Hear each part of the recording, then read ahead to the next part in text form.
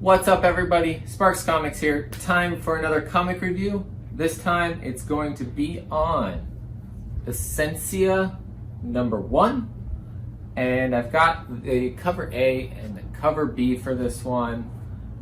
This is from Wake Entertainment. So I'm going to do a read and review. So after the intro, you're gonna watch me read it real quick. Super fast, guys. Super fast reading. Speed reading, guys. And then we're gonna talk about this, give you my thoughts, and whether I recommend this book or not. Break it down by, the art, the premise, the story, the characters, all of those things. Yeah,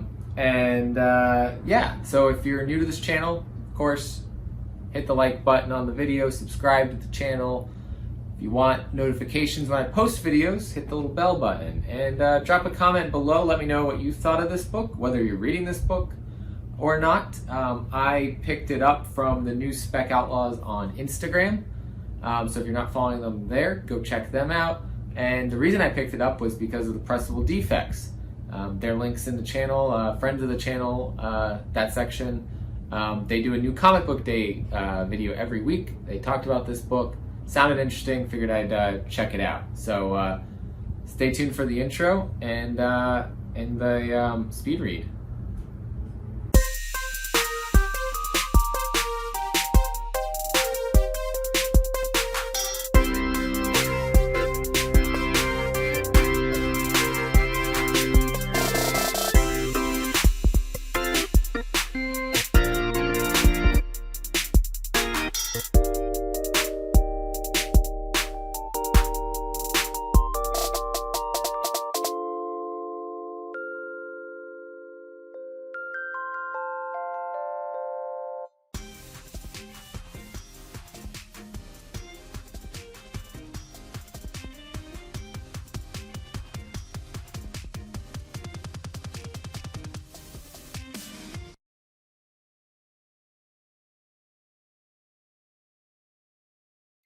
Welcome back, guys. Thank you for staying in and watching this this comic review today. We've got Ascencia #1 from Wake Entertainment. The $3.99 cover price, so pretty similar to everything else out there. Not more expensive, not cheaper. The writer is John Dolmayan, artist Tony Parker, color artist is Blond, letterer is Taylor Esposito, and this cover was done by Tony Parker. There are variants by Frank Cho, Simon Bisley, Jim Lee, and Ben Oliver, but I think that should be Ben Olivier. Might be a typo. The back cover, this back cover right here, it actually says who did that. That's Frank Cho with Blonde, which that's pretty dope. So I guess Blonde did probably the inking on this one. That's awesome. So Frank Cho on that back cover. The fact that Frank Cho's involved with this is gives me some hope with this. Jim Lee did a cover for it. Like, I'm not sure who did this cover. I want to say that might be Olivier. His artwork kind of looks like his style. Could be wrong though, so don't quote me on that one. So the idea here is we've got this kind of split between these super wealthy and not so wealthy areas of the city. Ascencia is this kind of like sky high city, essentially floating above everybody. They got flying cars, skyscrapers to the max, like super exclusive area. And then the other area is called Bethany. It borders Ascencia, and so that's like, I guess a good way to look is like, this is Bethany. This is no skyscrapers, it's kind of dark and dreary, underworld kind of place. And you can see back here, you can see the dome kind of area that is Ascencia. That dome seems to protect Ascencia from the Bethany area. So it's, they got A and B, Ascencia and Bethany. I hope there's not a C area because Bethany already looks not that great. But it sounds like there's been some crazy murders going on in Ascencia, and a detective looks like is brought in from Bethany to investigate.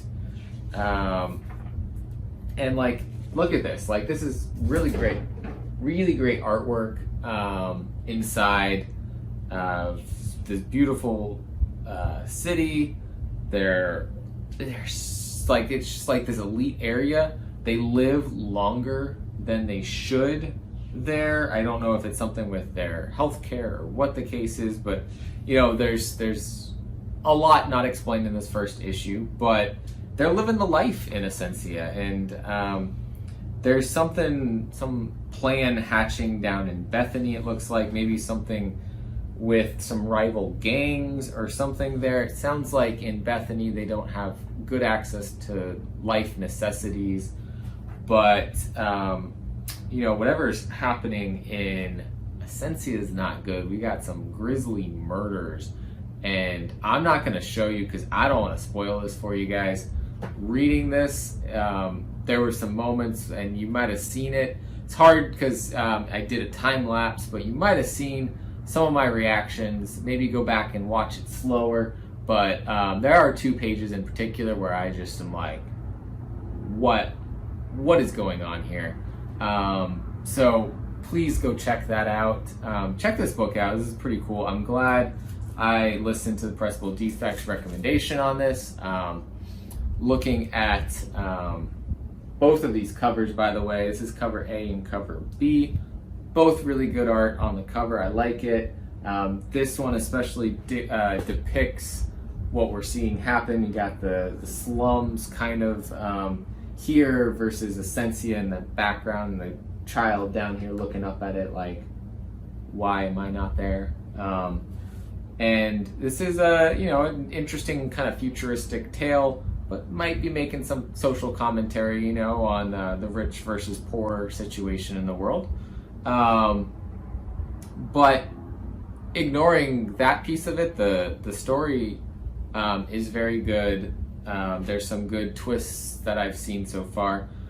Not attached to any characters yet. I don't think we've gotten enough information about them to grow any attachment or feeling towards these characters. So the characters out of 10, I'd probably say 4. But art, we're looking at like an 8 out of 10 on the art. Obviously, I like the covers too. We've got story-wise so far, I'd give it a solid 8 out of 10 also. And the concept is a 9 out of 10 for me. It's pretty cool, futuristic kind of tale. I like it. I like where they're going with this.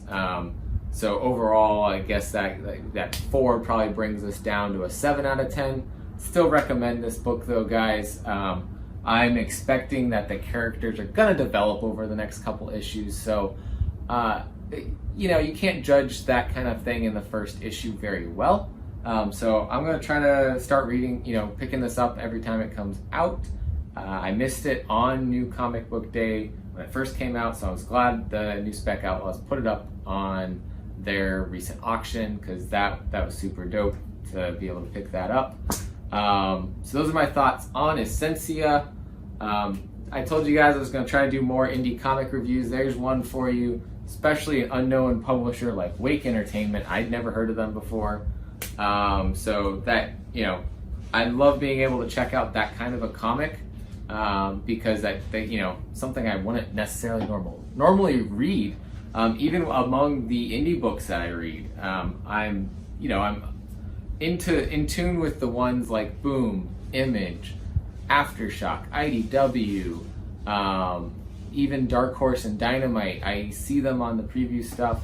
AWA Upshot I look for, but some of those other ones sneak by in that last section on the previews website when I'm looking at what's coming up, and so I missed this one.